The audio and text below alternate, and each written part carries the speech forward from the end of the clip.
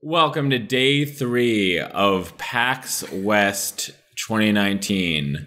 The Ready Set Gamecast crew was once again on the show floors in the Seattle lands and just exploring every video game that we were able to do the thing with. As always, I'm going to start with Teddy Chinaris. What did you see? I didn't really play much today, but I played one thing new, which was what she played yesterday. I never asked you. How was the combat compared to 15? Oh, very different. I played the Final Fantasy VII Remake. Okay. Played the Final Fantasy VII Remake, which is what Darian played yesterday. Today was pretty chill. It's fun, you know? But yeah, I did that. So they have you, I don't fully remember exactly everything that you said yesterday, but they have you go into a fucking room with lights and multiple station. Oh yeah, it's a train station, right? There's lights, there's multiple TVs, and they play the tutorial. I know you said that yesterday, but they play basically an intro tutorial, but the lights flicker at some points, and there's little sirens that go off. It's really cool. And then they have you go out and play. The combat in comparison to 15 is very different. It's honestly it's pretty much how I figured that it would be when they showed it off for the first time. It's what 15 should be, but isn't. It's really cool. The combat is so you have your standard attack, you hit that, you build up your meter to be able to use your actual abilities, and then when you go into your ability menu, the time freezes, so it's kind of turn-based in a way, but not actually turn-based, it's just kind of more tactical.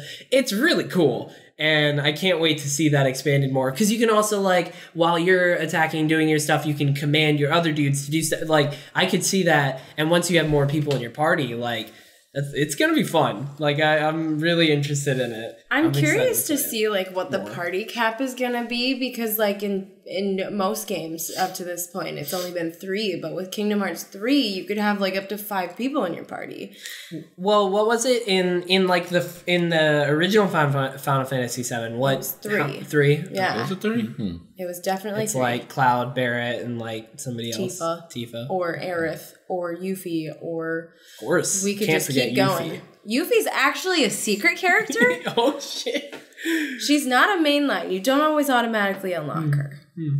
That might be a lie, actually. I might be wrong with that. I am going to go home and play Final Fantasy VII again, because... Nice. Oh my god, That's so awesome. Excited. But it was really fun. And I don't know, I had a blast with it. The fucking soundtrack was crazy. And you do a final boss. I was kind of in the middle of people that were leaving. I told Darian that you have that feeling of when you're finishing a test and you're one of the last people to finish a test, and people are getting up in chairs around you and you're oh shit. It was that. The dude got left next to me and I was oh, I gotta go faster. But it was fun, and I played Destiny 2 again. I went through, so I figured it out. It is actually like this. So you go through a line, you play control, they give you the Gambit coin, whether you win or you lose. And then there's another line for elimination that you wager your Gambit coin, and if you lose the coin, but if you win, you also get a Crucible coin. So I'm going to try and do that tomorrow with Zyger, because I want that coin. That, and I'm going to really try and wake up early for Borderlands. That's the plan. I'm going to set 20 alarms. I apologize to everyone in this Airbnb because they're going to hear them a bunch before I actually wake up. But I got to do it because I really want to play Borderlands. That's the last thing that I have to. And even if I don't get in originally, I'm just going to keep walking around until there's spots, until the line opens up. So yeah, that's what I played. I didn't get the name of the auto rifle. But the machine gun, it is a machine gun. I said that yesterday. I wasn't sure if it was a new type of weapon, but it is a machine gun. Darian, did you play anything new today? I tried Destiny 2 for the first time. I roped her into it. And now you're a Destiny 2 streamer. Nope. Did you win? No, we lost. Oh.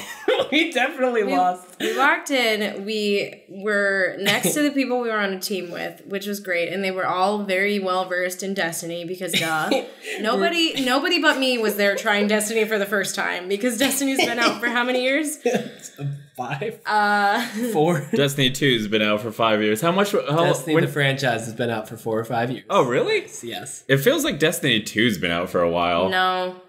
2 years. Oh, something like that, yeah. But because yeah. This is its 3rd year. Well, how many expansions are there for Destiny 2? It depends on what you count as an expansion. In the first year, there was paid expansion. Still depends. In the first year was Curse of Osiris and Warmind, but those were 2 like mini DLCs. And then there was Forsaken, the big drop in the fall, which is the big fall expansion. And then they switched up how they do the DLCs, and then they did an annual pass, which is seasonal stuff, and they did 3 of those, but that was like one price. So like 6. I think I've been trying to keep track of Destiny based on like the DLCs that are announced. It's like, oh, they're probably putting out 1 a year. You know, like that's. They do 1 big expansion every year. Yeah, they do like they did 2 a year, and then they did 3 a year, and now I think it's gonna be like 3 a year. But didn't go well. No, I died like 20 times. That's not an exaggeration. I was top on the leaderboard at the end, and that's when I was like, oh, that's a problem. I'm top. I literally didn't even stay to look at the scoreboard. I was like, no thank you. That. Defeat, goodbye. I'm done. But she came out with a coin. Yep, that I'm giving to Teddy. So that if I lose, I still have one. So this morning I started my day with an appointment to see Mutasa, a kind of chill, I would say visual novel, but it's not really like you have control of your character, you're moving around. But a lot of the gameplay is dialogue choices. You're just kind of having conversations with these characters that are mutants.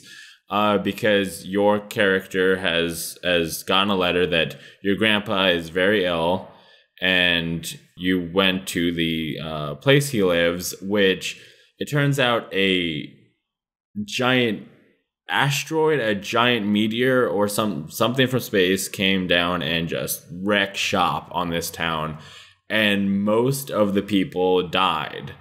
And I guess I didn't clarify, but it seems like that also turned them into mutants, because I did ask him, like, is this unique to this area, or when this chick gets here, is she like, what the heck, why are you people like this? And he did say, yeah, she was very, like, I don't know, like, very off-put by it.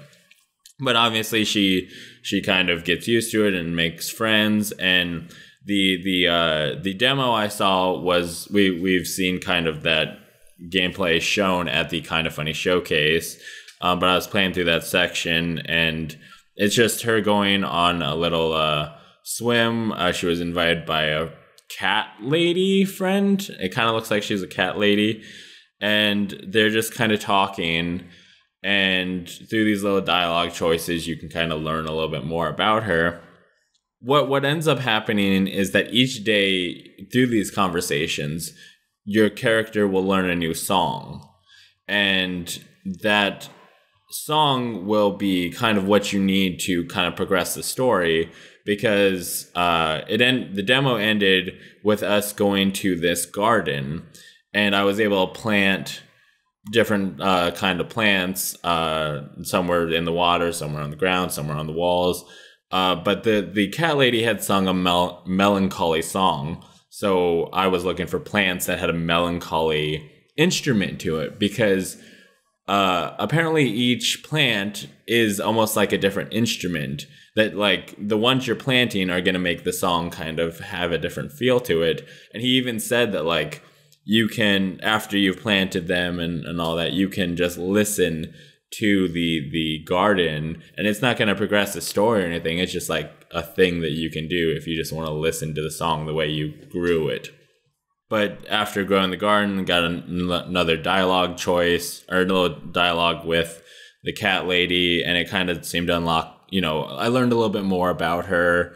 It seems like this town has gone through some very bad stuff, obviously, because of the meteor and, their mutations and all that.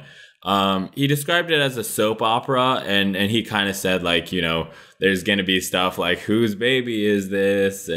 But he also described it as a very chill game. So I guess it's kind of one of those things that we'll just have to play it and find out, like, what the game is to each person, because it seems like it has a lot of kind of difference. It's got a story, it's got the music, it's kind of an interesting feel. Then I headed over to the Seattle Indie Expo, which is not a PAX like sponsored event. It was just PAX adjacent. Yeah, so it was literally in a hotel nearby. Like, all the games there were made by people in the Seattle area, and they just rented out this meeting room in adjacent hotel, and they're showing off their games. A lot of them were really, really cool. I'm going to start off with Going Under. This is the premise of the game is really cool. Like, and you're an intern at this company, and you have to go like into other company. Your company is sending you to go like scavenge stuff from other companies. Also, the world, I guess, was all bought up by one company. It's a whole thing. But basically, it is a roguelike. But the combat has a Breath of the Wild type feel to it. Like, you're doing a lot of dodge rolls, a lot of like moving around.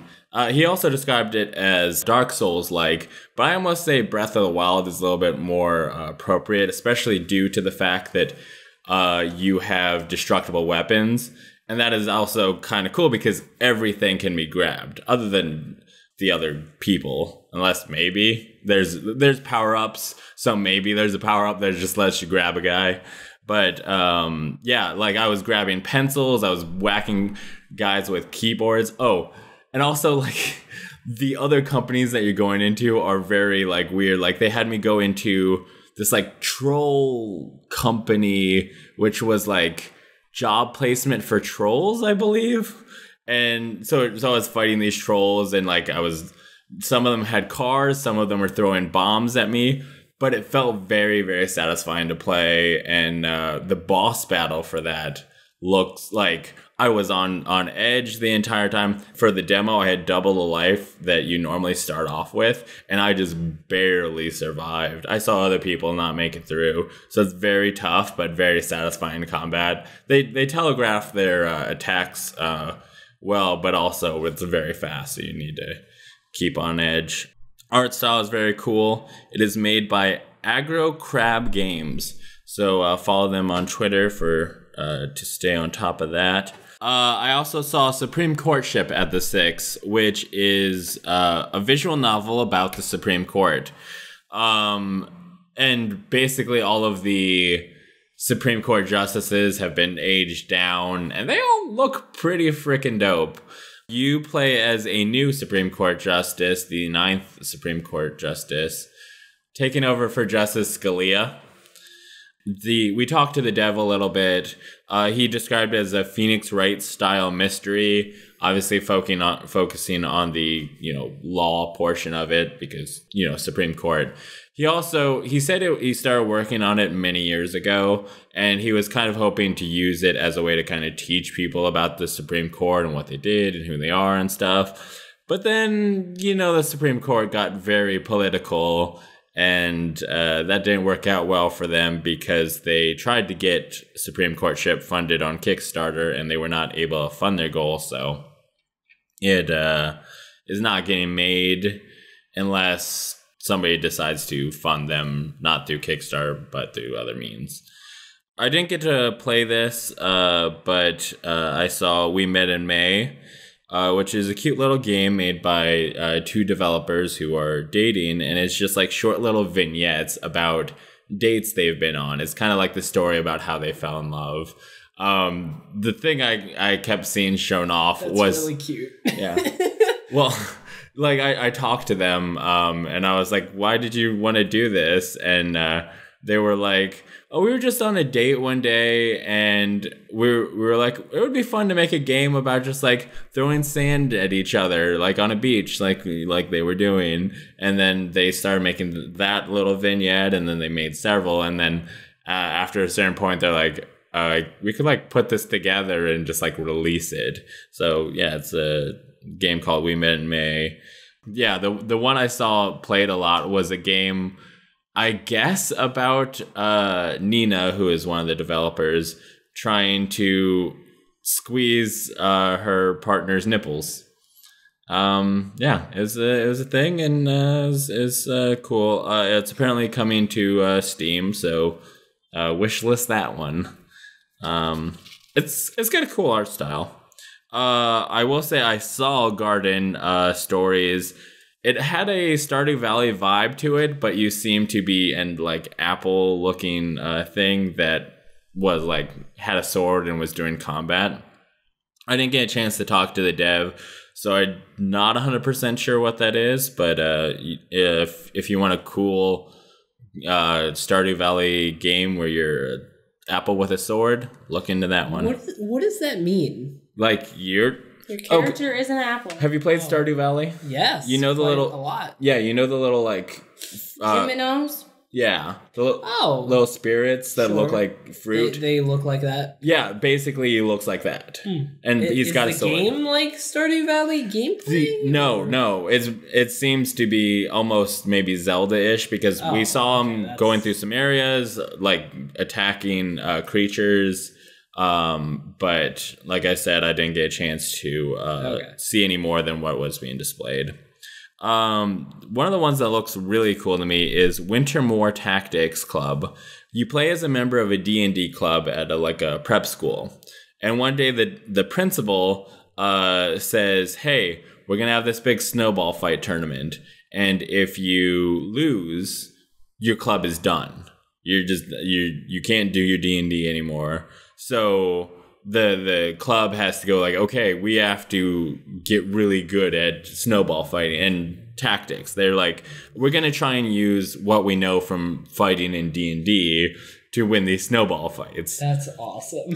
So you'll go through segments where you're like doing D&D tactics battles, and this is inspired by like Final Fantasy Tactics style games. It's the same kind of thing. Like, what's the latest South Park game? The Fractured Butthole. Yeah, Fractured Butthole was also a tactics style game. So if that's what you need to know what we're talking about, yeah, that's also the style. But so you'll do D&D battles, and you'll like what you learn playing those. Like you can do like a lightning bolt in that. And then later when you're doing snowball fights, I guess your character will like visualize them as monsters in D&D, and then you can do your cool moves. And she was like, well, you can do a lightning bolt thing in the snowball fight. I don't know how that would work, but it's an imagination, so it's fine. The art aesthetic is really cool. She described it as kind of Persona as well, because you'll have these moments of talking to other students and kind of learning about people, and then you'll go through the combat phase and do that. So it's kind of that like hang out with your friends and then combat balance that Persona has. And then I ended up coming back to the PAX floor for one game that I've been very excited for. No Straight Roads. This is a really cool game where EDM musicians have taken over this town that was, rock music focused. And the rock musicians are battling against these EDM artists. And it results in these really, like, it took me through the tutorial just to show me, here's how to double jump and all that. And then it seemed to just pop me straight into this insane boss battle where I was fighting this like galaxy-based EDM musician, and like it has that kind of like the combat goes along with the music, and the visuals were very like big and out there, and the has a really cool soundtrack. Yeah, it looks beautiful, it sounds beautiful, it plays really well. You actually get to switch between two different characters. I don't know if it's co-op. That would be very cool if you could also just do co-op instead of switching. But if No Straight Roads isn't on your radar, it should be. It is a very pretty game and fun to play. And that is all I ended up seeing today. So that is day 3 of PAX West 2019. We've got one more day. We'll probably, Teddy will try and see Borderlands, and we'll love of God. But so far, saw a lot of cool games. We'll give you one more update, and we'll see you next time. Bye. Creepy whisper.